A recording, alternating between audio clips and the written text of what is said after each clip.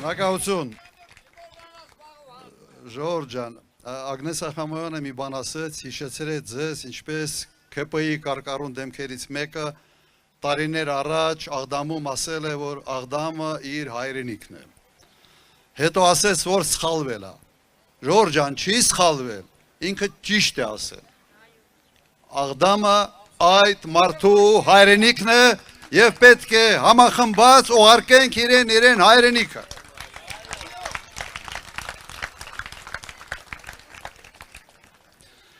Մեկ մտածում եմ, որ այս վերջի օրն է, Քարոզարշավի նախավերջի օրն է, բայց վերջի հանրահավաքն է։ Մեկ մտածում եմ, այս առանց հանրահավաքներս ոնց ենք անելու, ոնց որ արդեն սովորել ենք մարդկանց հետ շփվելու, ելույթներ ունենալու, ինչ որ մի քիչ ժամանակ է պետք լինելու հետ վարժվելու համար, կոնկրետ գործով զբաղվելու համար։ Հայրենիք կառուցելով, հայրենիք պաշտպանելով։ Ժողովուրդ ջան, այս իշխանությունը արեց ամեն ինչ, որ այս քարոզարշավը դառնա մի sense թույնով լցած քաղաքական process։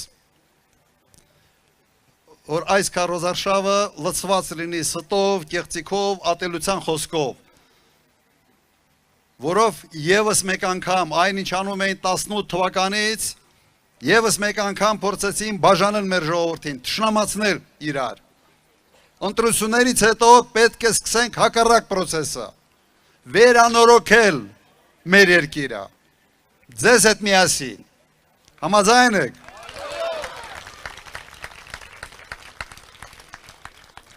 Բայց, գիտեք, իրենք սրանով չեն բավարարվում։ Երկիրը թունավորելով, երկրի վրա թույն շնչելով չեն բավարարվում։ Իրենք արել են շատ ավելի վտանգավոր մի բան։ Իրենք մեզ տեղադրել են Եվրոմիություն, Ռուսաստան հակազդության կենտրոնում։ Սա այն է, ինչի մասին ես առնվազն մի քանի ամիս առաջ եւ մի քանի անգամ տարբեր մամուլի ասուլիսների ժամանակ զգուշացնում էի, որ դա լավ տեղ չի փոքր երկրի համար բարդ տարածաշրջանում։ Իրենք մի ճակատագիր են ընտրել Հայաստանի համար, որը շատ նման է Ուկրաինայի ճակատագրին, որը շատ նման է Վրաստանի Սահակաշվիլի ժամանակների ճակատագրին։ Մեզ դա պետք չի եւ մենք դա մերժում ենք։ Մի շատ պարզ, ինչին է Հայաստանին սա պետք։ Կարող է որևէ մեկը ողջամիտ մի բացատրություն տա, չի կարող։ Եվ այդ քայլի արդյունքները մենք արդեն տեսնում ենք։ Գիտեք այսօր ինչ հարաբերություններ են Եվրոմիություն, Ռուսաստան, թշնամացած, գրեթե պատերազմի մեջ Ուկրաինայի տարածքում։ Եվ հիմա Հայաստանի տարածքում ինադու մեկը մեկին քայլեր են ձեռնարկում մեր տարածքում խաղալով մեր ժողովրդի ճակատագրով։ Մենք դա մերժում ենք։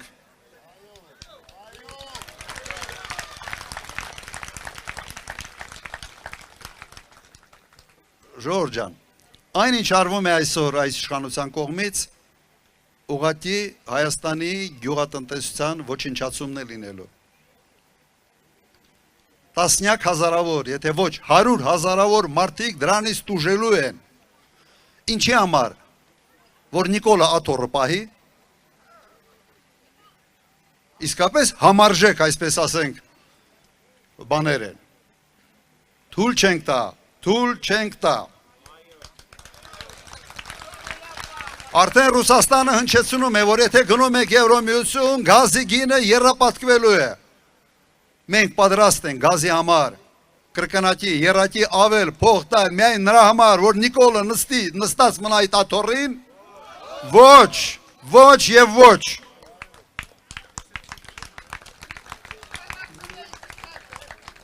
Յուրաքանչյուր իշխանություն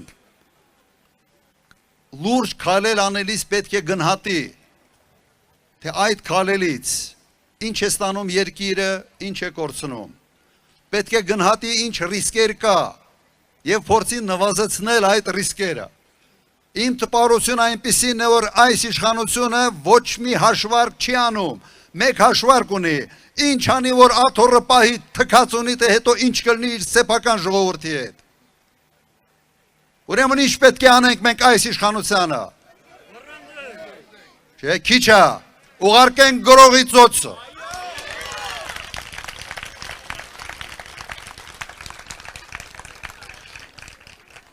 Նայեք, գոնե հարևանից սովորի, Վրաստանից։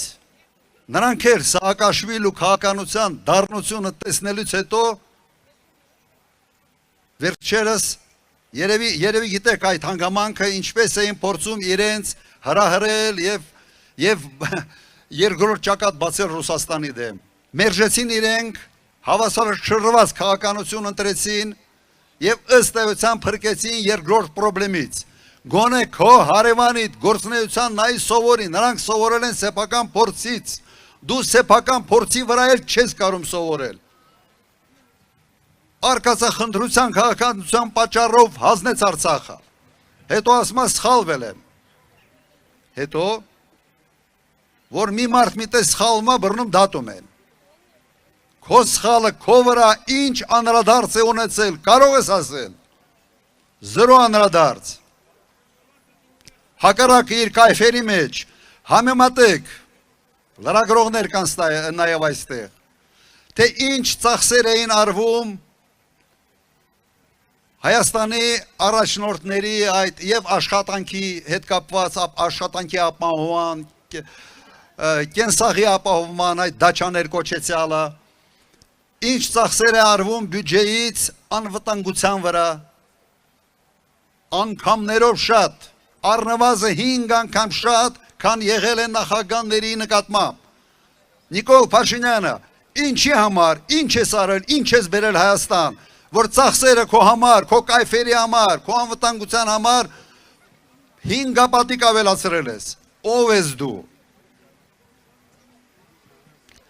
Ես կարող եմ նաև ասել մի բան կա, որ ինքը շատ լավ է անում։ Իսկապես շատ լավ է անում, բացի ստից, կեղծիքից։ Ժորժ ջան, ես 2 թիվ բերեմ, դուք միանգամից կկրահեք, թե ինչն է Նիկոլ Փաշինյանը անում փայլուն։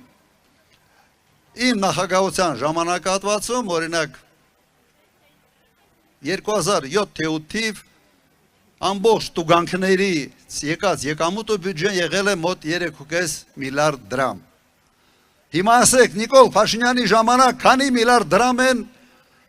տուգանվել մեր ժողովուրդը, քանի միլիարդ դրամով 28 միլիարդ դրամ ժողովրդին սարքել են տուգանքի մատերիալ, քանի անգամ ավել։ Այսը լավ է անում, Ժորժ ջան, ինքը ձեզ նայում է իսկապես որպես տուգանքի մատերիալ, նայում է ոնց կարելի է քերթել,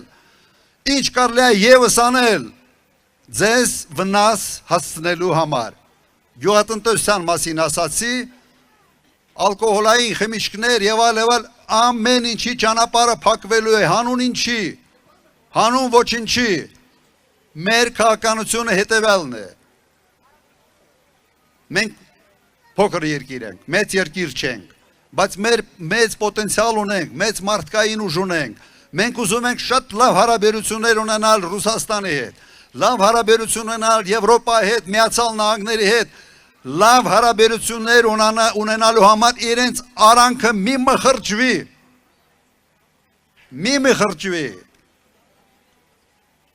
շատ է վտանգավոր, համամիտ եք Ժողովուրդ ջան։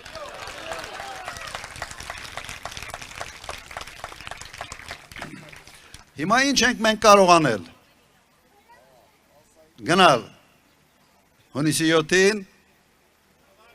և քվեարկել այս մարդկանց վռնդելու օգտին,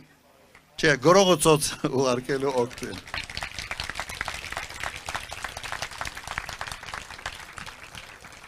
Մենք ունենք մեկ պրոբլեմ Հայաստանում, այդ պրոբլեմը ունի անուն, ունի ազգանուն, և այդ անուն ազգանունը, այ ճիշտ ասացիք, այդ ոնց կռահեցիք։ Ուրեմն, մի քիչ ես վերջերս մի 2 անգամ այլ կարգախոս եմ ասում, չկա Նիկոլ, չկան պրոբլեմներ, չկա Նիկոլ, չկա պատերազմ, չկա Նիկոլ, չկա ճգնաժամ, չկա Նիկոլ, չկա սուտ, չկա Նիկոլ, կա Հայաստան։ Ուրեմն, հունիսի 7-ին համար 17, հունիսի 7, համար 17, ապրես, ուրեմն, մենք ընտրում ենք Հայաստանը, մենք ընտրում ենք Հայաստանը, և ում հայրենիք աղդամն է, թողնա, հերու, ինչքան հերու ենքան լավ, շնորհակալություն ժողովուրդ ջան, շնորհակալություն։